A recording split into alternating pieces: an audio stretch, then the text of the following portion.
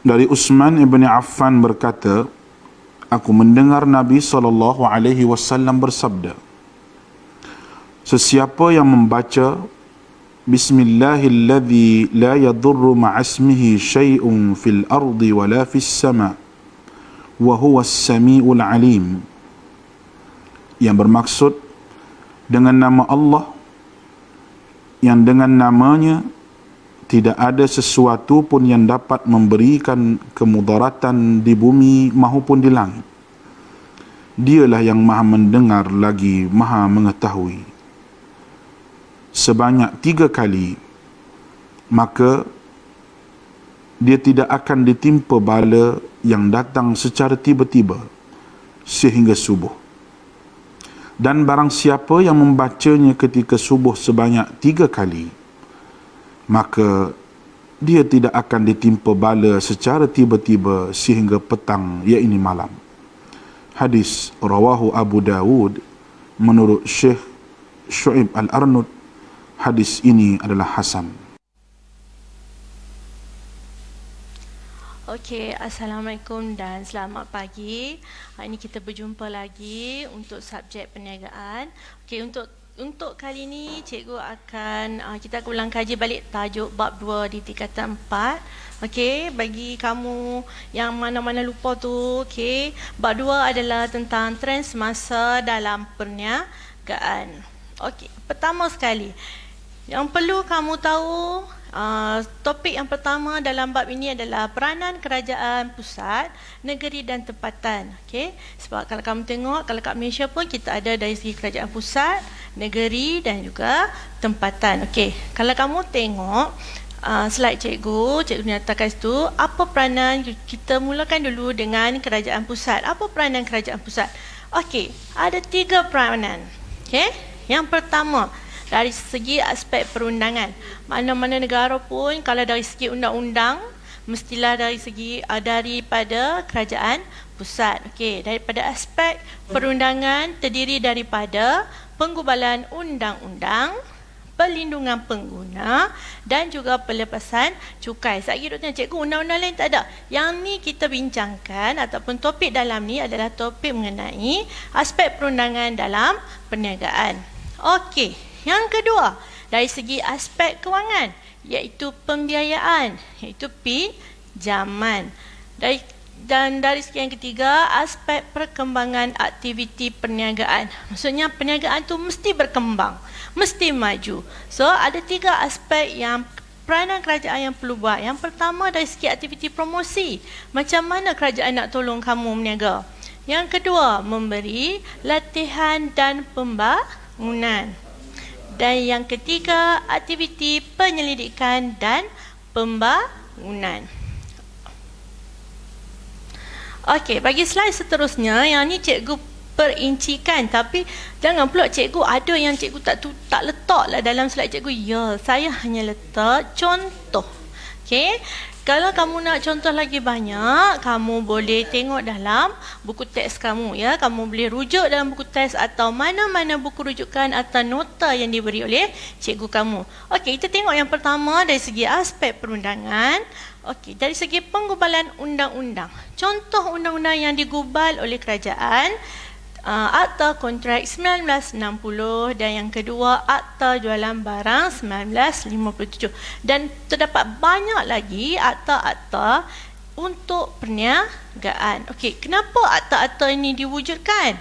Yang pertama, untuk mengawal aktiviti perniagaan supaya tak ada yang berniaga, contohnya berniaga benda-benda yang haram, kan? Okey, yang kedua, memastikan perniagaan dijalankan mesti didaftarkan. Okey, sebab apa?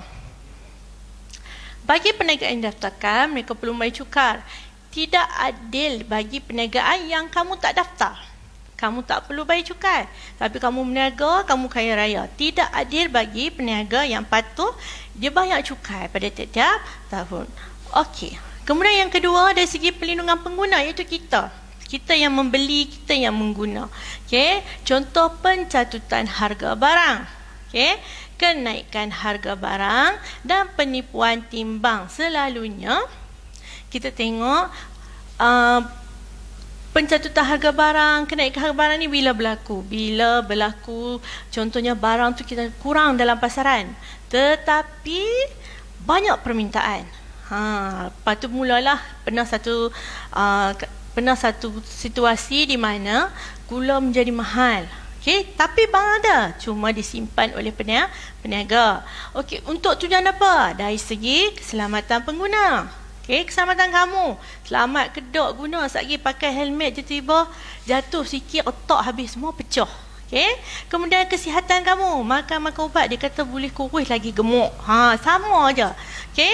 Hak pengguna ganti rugi. Sekiranya kamu beli satu barang tu rosak, kamu boleh mohon untuk ganti rugi. Yang seterusnya, alam sekitar. Hak kamu untuk dapat alam sekitar yang bersih. Okey. Yang ketiga dari segi perundangan iaitu pelepasan cukai. Okey, dan cikgu pasti kamu kalau kamu rujuk dalam buku teks atau mana-mana buku rujukan, terdapat pelbagai pelepasan cukai yang diberikan oleh pihak kerajaan. Okey, yang ni cikgu hanya beri contoh 3, iaitu yang pertama taraf perintis, allowance cukai pelaburan dan juga potongan cukai. Sebab apa? Sebab apa kerajaan bagi kamu pelepasan cukai? Sebab nak galak kamu berniaga, perniagaan kamu berkembang ke peringkat antara bangsa, kamu ekspor barang kamu. Okey. Seterusnya, peranan kerajaan yang kedua adalah dari segi kewangan. Apa kewangan? Iaitu pembiayaan. Contoh agensi yang membantu kamu untuk dapat pembiayaan dari segi MARA, Tekun. Okey, tujuan dia memberi pinjaman kepada peniaga. Dan kamu perlu ingat, pinjaman tak semestinya dalam bentuk wang. Pinjaman juga boleh jadi berbentuk barang. Okey, mesin. Okey, cikgu, pasal apa kalau pasal apa lah ni tak ada dah amanah ikhtiar? Ya, amanah ikhtiar sekarang bukan lagi salah satu agensi pembiayaan. Itu kamu tahu. Selain daripada tu, selain kamu boleh pinjam daripada agensi kerajaan, kamu juga boleh minjam daripada bank-bank perdagangan. Okey. Dan saya pasti bila cikgu kata agensi kerajaan, bagi pelajar tingkatan 5, kamu mesti cikgu patutlah dalam soalan kertas 3 ada disenaraikan. Ya, sebab kita tak tahu. Okey, kita tak tahu apa yang di-offer oleh agensi-agensi tersebut. Okey, dalam soalan kamu, kalau kamu tengok, terdapat senarai agensi kerajaan yang dinyatakan di dalam soalan tersebut. Okey, itu adalah di antara banyak lagi agensi yang memberi pinjaman kepada peniaga. Okey, seterusnya dari segi perkembangan aktiviti perniagaan kamu. Okey, apa yang kerajaan bantu kamu? Yang pertama, aktiviti promosi. Okey, saya bagi sini contoh dalam Matrade. Okey, apa itu Matrade? Dan saya pasti kamu tahu Matrade pun, kalau siapa tengok perkataan trade di situ pun dah tahu dah. Mesti peringkat antara bangsa. Maksudnya kamu nak perkenalkan barang kamu ke peringkat antarabangsa. Cikgu, mereka tolong jual, mereka tak tolong jual barang kamu. Okay? Mereka hanya tolong promosi sahaja, menemukan kamu dengan pembeli. Okay? Itu sahaja. Dan mereka masuk pameran dan pamerkan barang-barang kamu. Tapi mereka tidak membantu kamu untuk jual barang. Okey. Yang kedua dari segi aktiviti latihan dan pembangunan. Di sini cikgu bagi contoh MARA. Okey. Apa maksud latihan dan pembangunan? Okey, latihan membantu kamu lebih cekap untuk menguruskan perniagaan. Apa tujuan dia? Supaya kamu boleh bersaing. Contoh sekarang ni kalau kamu tengok, semua orang nak berniaga online. Sebab apa? PKP kan. Semua orang tak boleh beli pergi kedai, tak boleh dak-dak dah bazar Ramadan. Tapi kalau kamu tengok dalam Facebook, saya rasa penuh dengan peniaga. Tambah kalau food bazar tu, sampai tak tahu dah yang mana kan. Okay? Kemudian peningkatan produktiviti dalam kalangan pekerja. Maksudnya pekerja kamu lebih cekap. Ya? Dan yang ketiga, inisiatif yang diambil oleh organisasi untuk jangka masa panjang. Maksudnya, organisasi itu akan bertahan. Maksudnya akan lebih berkembang. Tak berniaga 2 tahun, lepas tu tutup. Itu maksud untuk jangka masa panjang. Okey. Yang ketiga, penyelidikan dan pembangunan. Di sini cikgu bagi contoh SIRIM dan MARDI. Ni kalau saya tanya anak murid saya ni, SIRIM tu jumpa tang mana? Logo SIRIM tu. Kalau kamu rasa jumpa tang mana? Budak laki, pelajar laki mesti tahu. Lambang SIRIM ni duduk di mana? Sebab kebanyakan budak lelaki main sekolah main naik motor kan, kena pakai helmet kan. Kalau kamu tengok ke helmet kamu ada lambang SIRIM tu. Untuk apa? Untuk menjana kreativiti dan inovasi. Dan yang kedua, penghasilan produk baru. Okey. Apa kreativiti, apa inovasi? Kreativiti kamu keluarkan, kamu buat produk baru. Okey. Bagi inovasi, kamu improvise barang yang sedia ada. Okey. Maksudnya contoh, kamu jual sabun, buat sabun buku. Tak maulah cikgu, saya nak buat sabun jenis kertas pula. Itu maksud inovasi. Okey. Selepas kerajaan pusat, mestilah kerajaan negeri. Okey. Apa peranan kerajaan negeri? Okey, kalau kamu tengok tu mengeluarkan lesen. Kalau boleh, apa dia kerajaan negeri? Apa dia nama kerajaan negeri yang ada di Perlis yang mengeluarkan lesen? Kalau kita kata Majlis Pembandaran Kanga. Okey, mewujudkan kawasan industri, membuat promosi, menarik pelabur tempatan dan juga asing. Sebab apa? Bagi dia beli barang yang kamu jual. Bantuan kepada usahawan baru. Okey, macam mana tu usahawan baru? Bantu kamu dari segi khidmat, nasihat, pembentukan syarikat berkepentingan kerajaan. Maksudnya kamu bekerjasama dengan si kerajaan. Okey. Selepas negeri tempatan, kita pergi ke lebih kecil. Okey, pihak yang lebih kecil, apa yang diorang buat? Okey, menyediakan kemudahan infrastruktur awam. Okey, maksud tu kalau kamu tengok farmer dibuat agrobazar kan, mewujudkan pusat-pusat perniagaan. Okey, pengawalan tahap kesihatan awam dan keselamatan, ada pencucian longkang, kutipan sampah, kemudian menjalankan tanggungjawab sosial. Contoh, bina tempat menunggu bas, okey, pondok telefon ke. Okey, itu maksud tanggungjawab sosial ataupun bantu rumah anak-anak yatim, rumah orang tua-tua. Itu antara tanggungjawab sosial yang diberikan oleh pihak berkuasa tempatan. Okey. Yang kedua, peranan kerajaan dari segi aspek pertumbuhan ekonomi. Okey, apa maksud pertumbuhan ekonomi negara? Kita sebagai rakyat ataupun sebagai pembeli, sebagai seorang yang mengeluarkan wang, yang suka berbelanja, kita membantu dalam meningkatkan ekonomi negara. Okey, dari segi yang pertama, pendapatan isi rumah. Saya pasti musim COVID ni, kamu jangan duk bohong lah, tak pernah dengar cikgu apa dia pendapatan isi rumah. Di TV, Perdana Menteri pun duk ulang pendapatan isi rumah. Ada pula dapat bantuan, dan saya pastikan muhung kalau kata tak pernah dengar cikgu, sedangkan mak pak kamu dapat duit kan, bantuan. Okay? Pendapatan isi rumah, jumlah orang kata pendapatan satu rumah. Okay? Kalau dua-dua ayah dan ibu kamu bekerja, gabungan pendapatan ataupun gaji mak dan ayah kamu. Okay? Daripada kamu dah ada duit dah, kemudian dia pergi ke pula kuasa beli pengguna. Kita membeli. Dan saya pasti, you PKP ke, you tak PKP ke, you tetap nak belanja kan? Sama je. Tak boleh pergi beli di kedai, kita order online. Tak kata kamu, saya pun sama. Sama je. Sebab kita lumrah manusia, bila kita ada duit, kita nak belanja. Kita nak beli barang apa yang kita kehendak ataupun perlu. Okay? Dan yang ketiga, bila kita membeli, ramai orang membeli, keuntungan kepada negara. Sebab ramai orang beli, ekonomi berjalan. Okay? Maksudnya negara tak boleh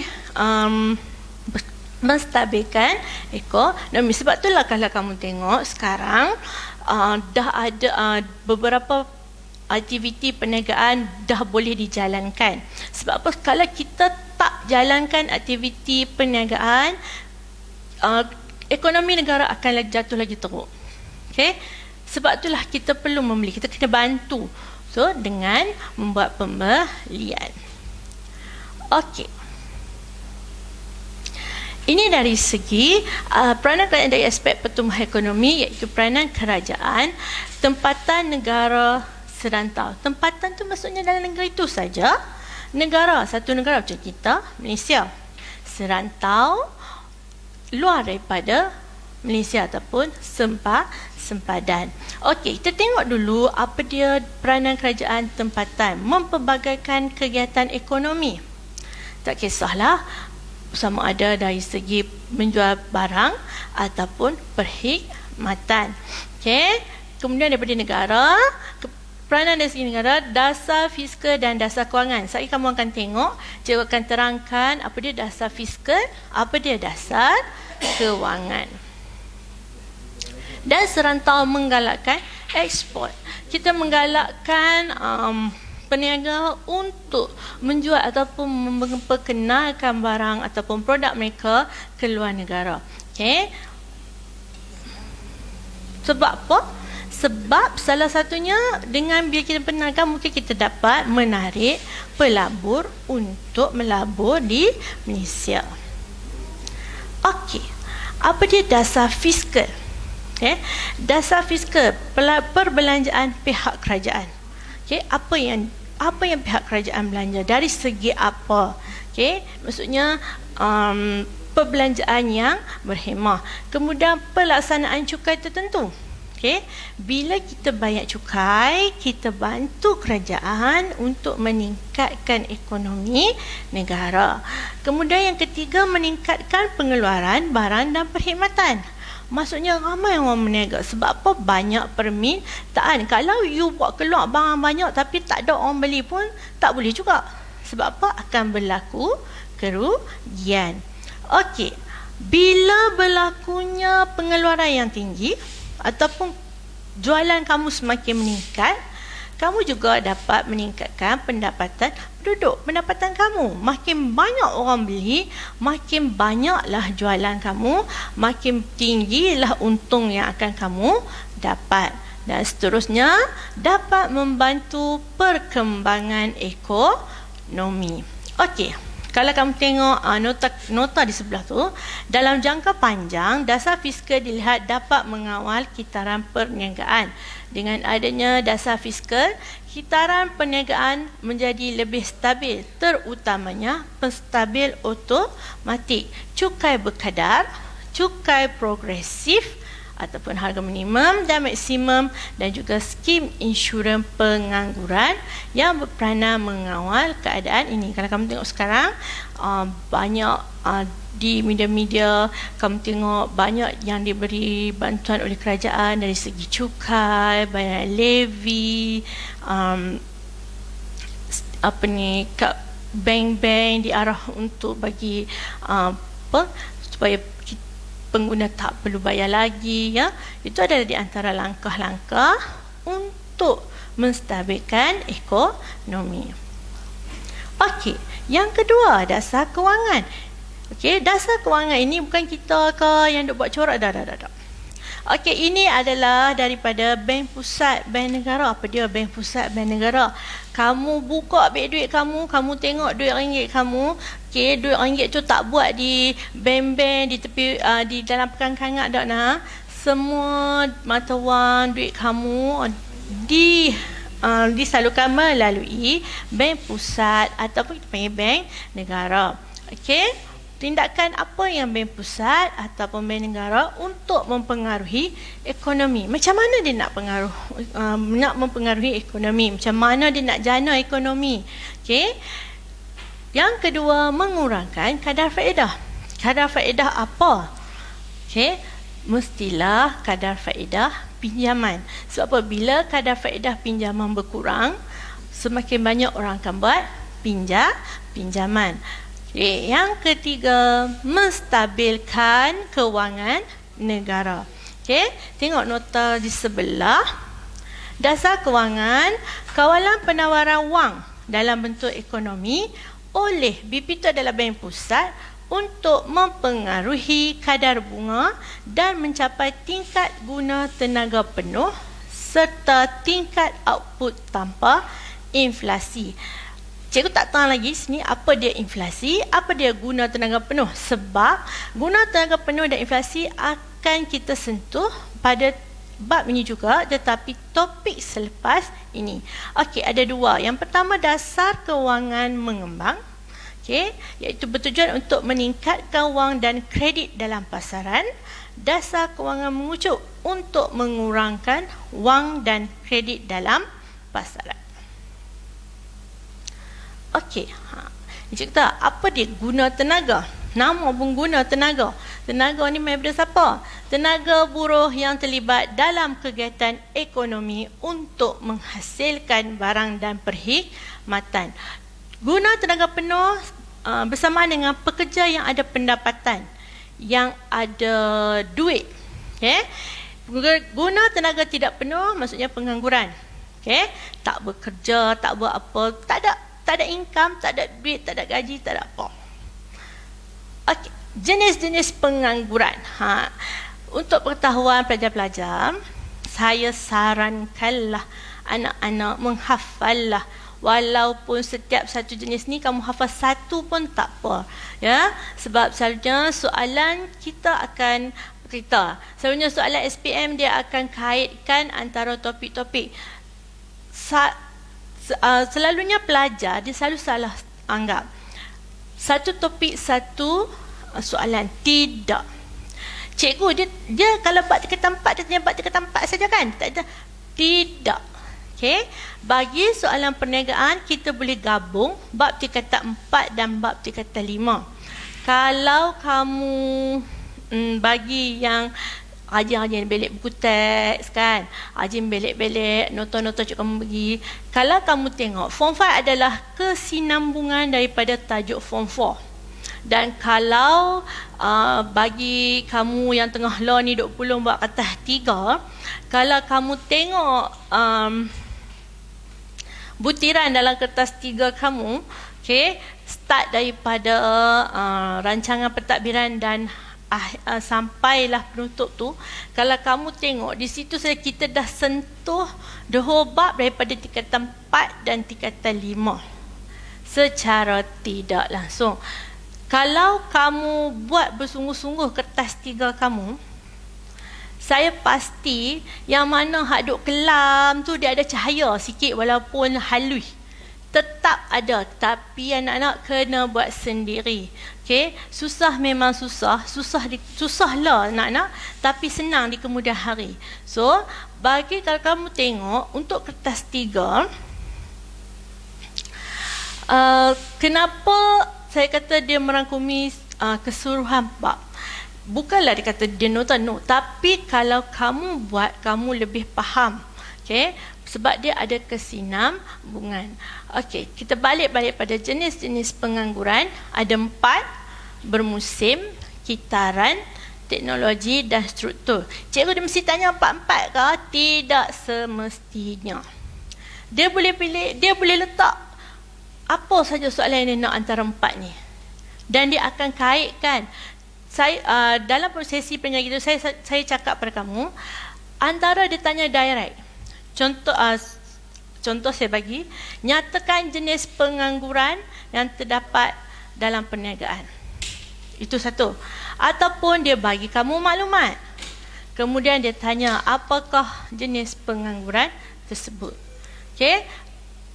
Tak semestinya topik yang telah keluar pada tahun lepas tidak akan keluar pada tahun ini. Itu kamu kena ingat. Dia mungkin akan keluar topik yang sama, tapi cara soalan itu diolah. Okay?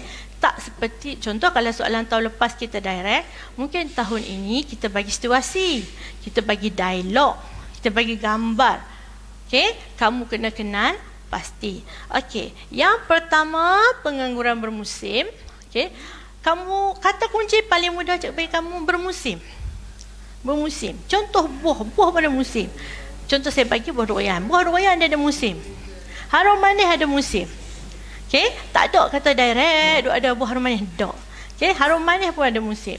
Okey, apa maksud bermusim? Maksudnya dia adalah untuk jangka masa yang pendek. Okey. Contoh pekerja kontrak. Pekerja kontrak kita ambil habis satu kerja, berhentilah. Cukuplah. Maksudnya kita dah tak gaji, kita tak perlu bayar gaji kepada pekerja kontrak tersebut. Okey, yang kedua, pengangguran kitaran. Apa dia kitaran? Kitaran tu kalau kita faham, dia cycle kan, dia berpusing, dia akan bertemu semula. Apabila berlaku keadaan ekonomi meleset. Okey, contoh macam sekarang, okey, ramai orang tak boleh pergi bekerja, banyak kilang-kilang tak boleh buka. Okay, banyak pengusaha ada yang berhentikan pekerja. Sebab apa? Sebab tak mampu nak bayar gaji. Okay? Sebab tak mampu nak bayar gaji. Itulah sebabnya berlaku pembuangan atau pengurangan pekerja.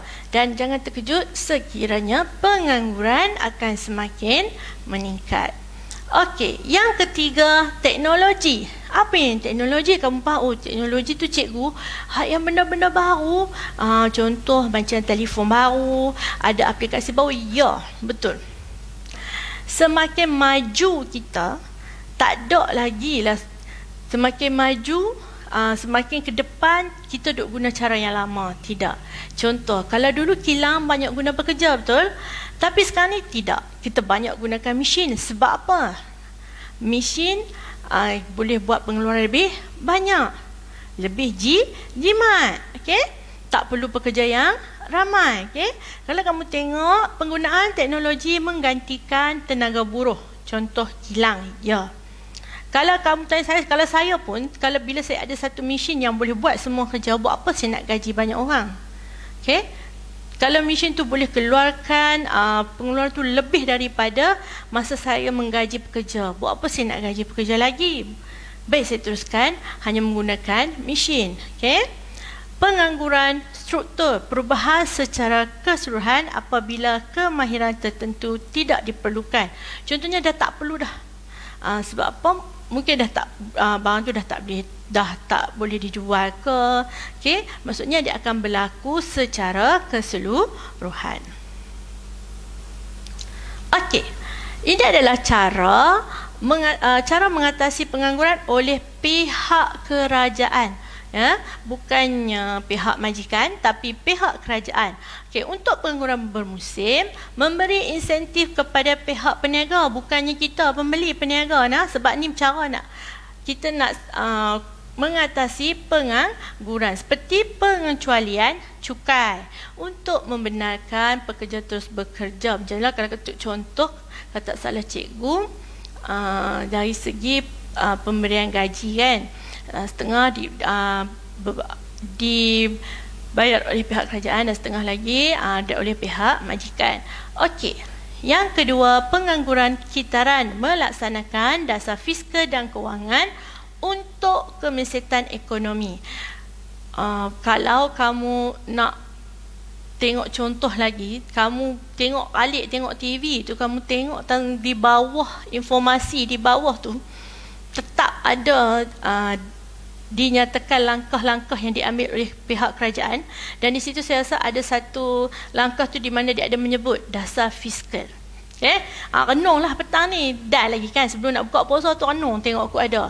Okey, kemudian pengangguran teknologi, membenarkan mesin-mesin moden, okey, untuk proses tertentu, untuk tugas yang tidak dapat dilaksanakan oleh tenaga buruh.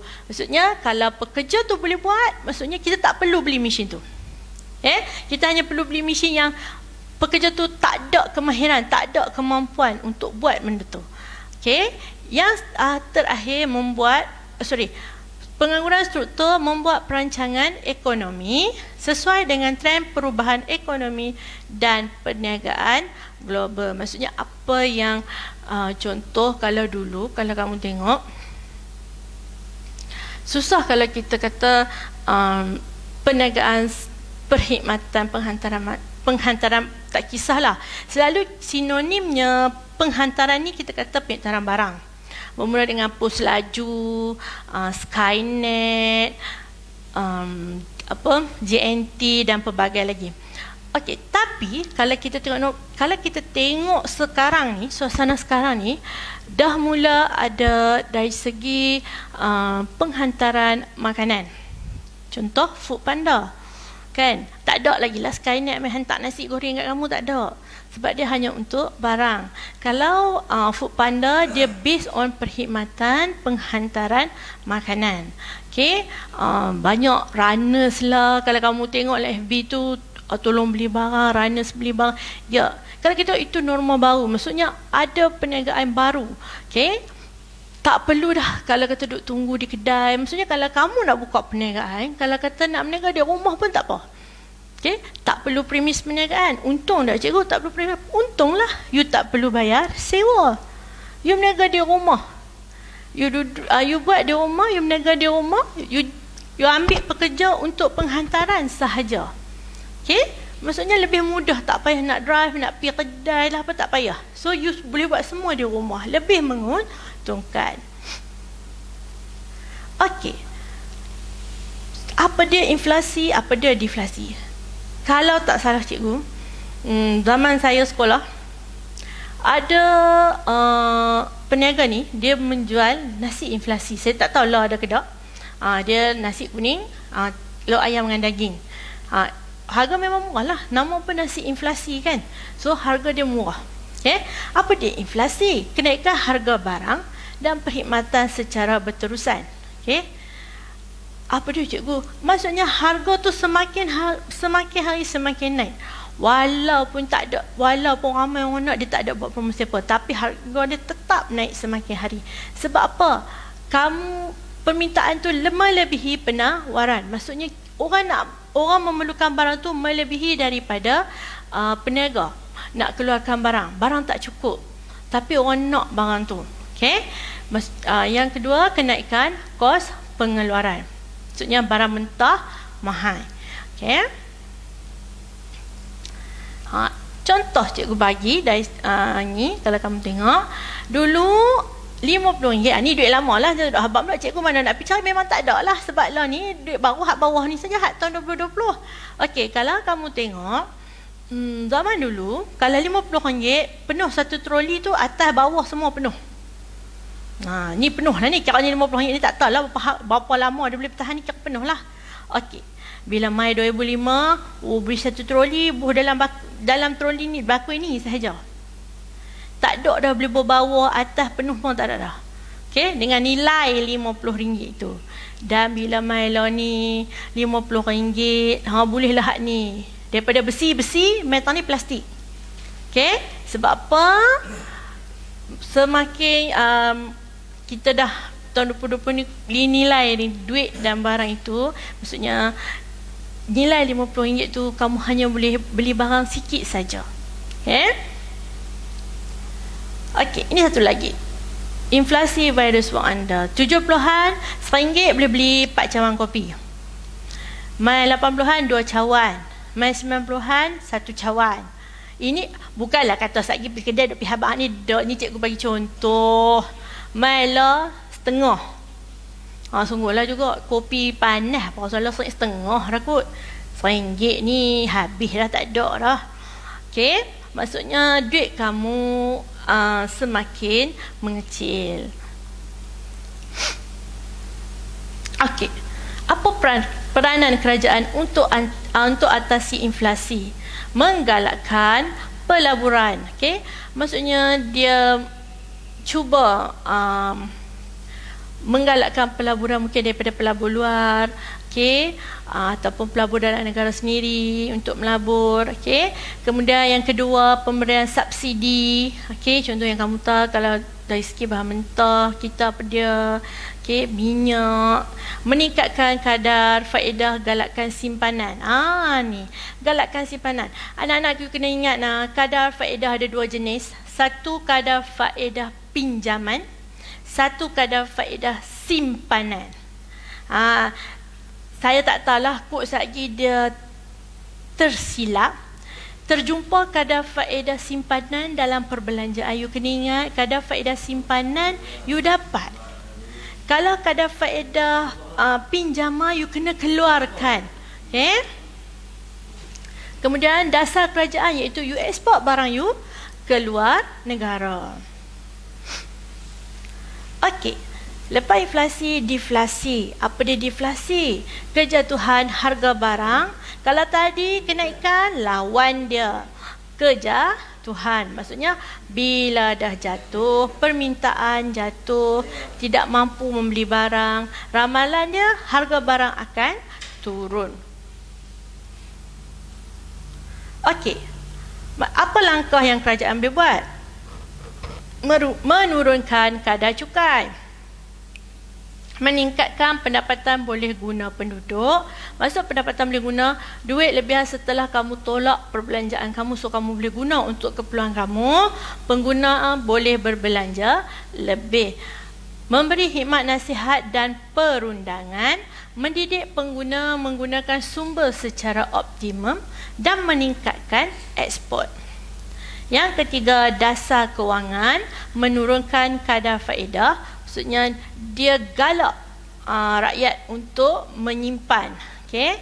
Menurunkan cukai ekspor sebab dia nak galak peniaga untuk jual barang keluar negara. Kemudian menjalankan dasar fiskal untuk meningkatkan permintaan terhadap barang dan perkhidmatan. Okey.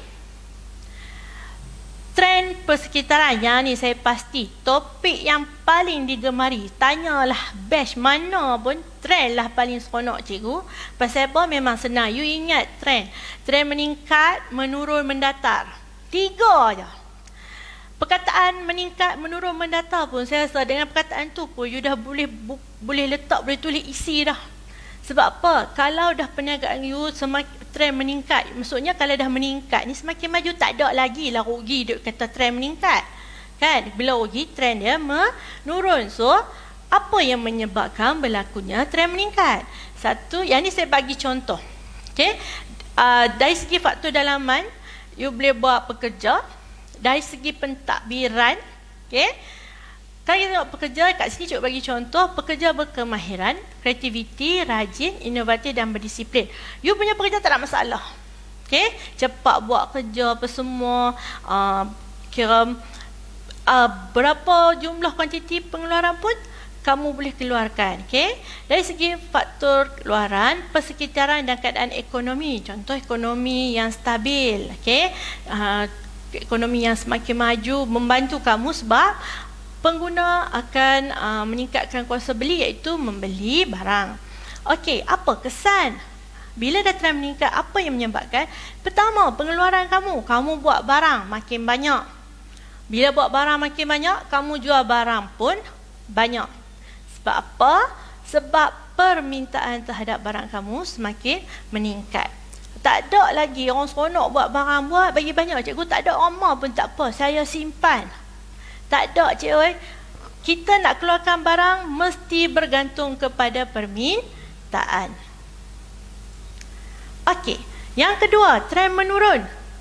Dari segi faktor dalaman, sebab apa dia semakin menurun?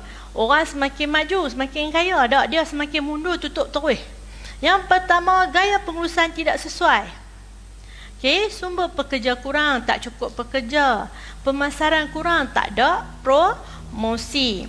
Okey, yang kedua, faktor luaran, persekitaran dan keadaan ekonomi yang tidak berkembang. Maksudnya tak ada orang membeli. Okey, kurang orang untuk membeli. Okey, apa kesan? Pengeluaran kamu semakin menurun sebab apa? Dah tak ada orang beli, takkan you still nak buat. Jualan semakin, bila pengeluaran menurun, you nak jual pun barang you semakin menurun. Okey, sebab apa jualan menurun? Sebab permintaan daripada pengguna berkurangan. Okey, seterusnya, trend mendatar. Mendatar, apa maksud mendatar? Mendatar, perkataan mendatar, straight je. Okey, tak ada apa-apa perubahan. Pasaran tu dah tepu dah. Contoh, kat Kangak ni orang dah tak mau beli dah barang kamu. Sebab banyak dah barang hak yang jenis kamu jual tu dah ada. So, apa yang kamu nak kena buat? So, kamu kena cari pasaran baru. Dan ingat, kalau bentuk soalan dia boleh tanya graf, dia boleh bagi situasi. So you kena baca. Paling famous last year percubaan dia bagi dalam bentuk graf, dan dalam soalan SPM sebenar pun diberi dalam bentuk graf. Okey, kita tengok contoh soalan. Nyatakan dua faktor dalaman perniagaan yang membawa kepada trend meningkat. Okey. Yang pertama, kalau kamu tengok di sini, cikgu highlight ataupun bold faktor dalaman. Okey. Jawapan dia, pekerja bermotivasi tinggi, pengurusan yang cekap. Cikgu nak bagi lebih boleh tak? Boleh. Kamu rajin tulis. Tapi kalau dia kata 2, kamu tahu jawapan dia, kamu pasti tak payahlah tulis banyak-banyak. Banyak lagi soalan nak jawab. Nanti kamu buang masa. Okey, seterusnya. Jelaskan pelepasan cukai yang berikut. Allowance pelaburan semula, taraf perintis. Okey, bagi contoh soalan ini yang saya katakan soalan secara terus ataupun direct. So, ini jawapannya. Pelepasan cukai ekoran daripada pelaburan modal hanya untuk perniagaan berstatus koridor raya mati media. Okey, yang kedua, taraf perintis, pengecualian pembayaran cukai 5 tahun, syarikat yang menyertai promosi oleh kerajaan. Okey, berikan 2 peranan matrik dalam perkembangan aktiviti perniagaan. Macam saya kata, matrik ni anak-anak hanya untuk perniagaan antarabangsa sahaja. Okey, bukan untuk perniagaan dalam negeri. Okey, kamu tengok di sini. Pertama, mencari dan membangunkan kawasan perdagangan baru. Dia mencari pasaran baru. Maksudnya cari kawasan perdagangan yang produk kamu boleh dijual, mengenal pasti pasaran baru di luar Malaysia. Okey, ini adalah soalan berbentuk dia bagi cerita ataupun dia bagi situasi. Okey, kamu tengok kantin musim perayaan, dia buat kuih, kemudian dia akan tambah pekerja, okey, 20 orang secara kontrak. Kemudian selepas tu tak ada lah, sebab kontrak kan, habis kontrak habislah. Meningkatkan pengeluaran kuih bahulu, mengambil tindakan mengurangkan seramai 15 orang. Sebab apa? Dia menggunakan mesin dalam pembuatan, pembakaran dan pembungkusan bagi menggantikan kaedah tradisional. Okey, nampak soalan macam ni dia tak bagi duk seronok cantik saja di sini, anak-anak gunalah. Sebab apa? Di sini sebenarnya membantu kamu. Bagi yang terlupa, tak ingat, kalau kamu baca petikan ni betul-betul, sebenarnya ada jawapan dalam ni yang boleh bantu kamu. Okey, tetapi kamu tak boleh lah duk pergi salin satu ni semua orang tu, tak boleh. Okey, kamu kena ambil hanya maklumat yang berkaitan dengan soalan sahaja. Dan ingat, dia bagi, dia bukan saja-saja nak letak 20 orang je mana. Dia bagi, dia nak bantu kamu untuk jawab soalan. Okey, nyatakan jenis pengangguran yang wujud. Bagaimanakah cara mengatasi pengangguran di atas? Okey, kalau kamu tengok di sini, yang pertama, dia nyatakan di sini dia ada 30 orang pekerja tetap dan 20 orang pekerja kontrak. Ini dah menunjukkan berlakunya ada satu jenis pengangguran. Okey, dia pula hanya berniaga, dia pula hanya mengambil pekerja kontrak pada musim perayaan. Okey, yang kedua, dia mengurangkan pekerja. Sebab apa? Dia nak guna mesin. Okey, sasahkan penggunaan mesin ni teknologi. Kalau yang ni pengurangan pekerja, sebab apa? Sebab musim perayaan, pengangguran bermusim. Okey, kamu tengok, okey, bila dia kata nyatakan, kamu perlu bagi 2. Okey, kemudian huraian bagi setiap satu pengangguran yang kamu nyatakan. Okey, tak boleh saya nak bagi ni lebih, ni saya tak tahu, tak boleh. Sebab dia jawapan dia 2, so kamu kena huraikan kedua-dua jenis pengangguran. Okey, ini adalah dia bagi contoh kat kamu. Kuasa beli penduduk menurun, penurunan harga barang secara berterusan. Apakah situasi tersebut? Bagaimanakah pihak kerajaan mengatasi? Okey. Jawapannya, kuasa beli penduduk menurun, penurunan harga barang. Tengok perkataan penurunan, mestilah deflasi. Sebab inflasi pada kenaikan. Okey. Macam mana nak bantu? Menarik pelabur asing, buka peluang pekerjaan, menurunkan kadar cukai, meningkatkan perbelanjaan kerajaan dan menggalakkan ekspor mana-mana 3. Okey. Ini adalah soalan trend. Cikgu terus nah. Okey. Kalau kamu tengok kata kunci dia, perniagaan semakin berkembang, keuntungan semakin berkembang. Ingat bayar perkataan berkembang, semakin berkembang ke, meningkat ke, mestilah jawapannya jenis trend, faktor dia mestilah kamu jawab trend meningkat. Okey. Kemudian kamu kena bagi 2 faktor, okey? Sebab kamu pun tahu dalam trend meningkat ada 2 jenis faktor yang terlibat, iaitu faktor dalaman dan juga faktor luaran. Okey, ini pula dalam bentuk graf.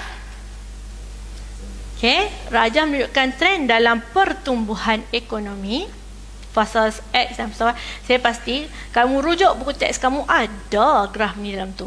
Huraikan X dan Y. Okey, fasa 1 adalah kemelesetan. Sebab apa? X ni lengkung dia di bawah, jatuh. Kalau kamu belajar maths pun, bawah ni adalah negatif. Okey? Penduduk tidak mempunyai wang, pendapatan kerajaan merosot, pengangguran meningkat. So, wujudlah deflasi. Okey, fasa 2, kamu tengok dia ke atas. Okay. Bila dia ke atas, kamu belajar math kan, atas dia semakin positif, melambung, fasa melambung. Perniagaan menambahkan pengeluaran produk, maksudnya pengeluaran produk semakin meningkat. Perniagaan memerlukan pekerja ramai sebab you buat keluar produk banyak, so you memerlukan pekerja yang lebih ramai. Okey, setakat itu dulu. Kita jumpa lagi, kalau tak silap cikgu 8 Jun. So dalam itu saya akan habiskan topik di bab 2. Okey, selamat Hari Raya Zahira Matin. Semoga dengan apa yang cikgu bagi ni dapat bantu kamu untuk mengulang kaji pelajaran. Sekian, terima kasih.